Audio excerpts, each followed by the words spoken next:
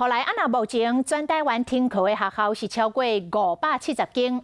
教师团体发现一个现象，这个较紧也就是居家隔离的老师伫厝线顶教学，也毋过这老师的学生是爱到学校上晚距离的课程。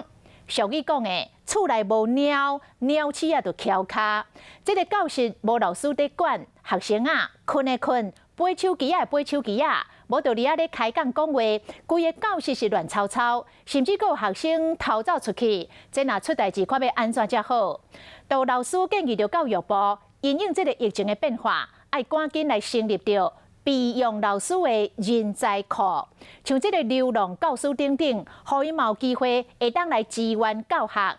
也若无这款的晚距离的教册品质，实在使人担心。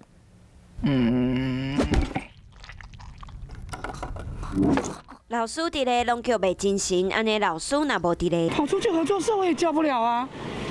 然后在里面睡觉的、嬉闹的，我根本没办法，因为我们在镜头里面啊。学生甚至于关掉了镜头，我们单枪我们也不知道啊，所以怎么可以要学生上这样子的课程？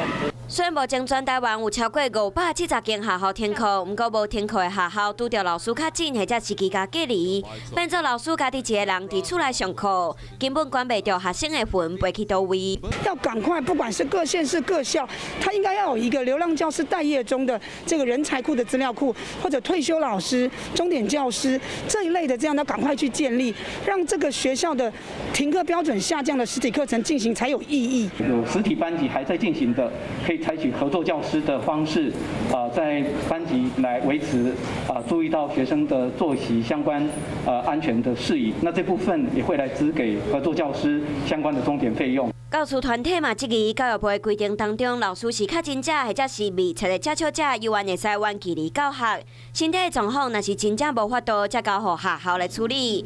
不过，敢讲确诊的老师破病休困，要是爱继续来教学生。教育团体嘛，希望教育部会使予确诊的老师休困。伫这个时间，要是爱体谅老师嘛是一位病人。Hello， 大家好，我是品轩。想要跟我一起品味生活中的大小事吗？一定要赶快打开华视的 YouTube 频道，按赞订阅，并且开启小铃铛哦。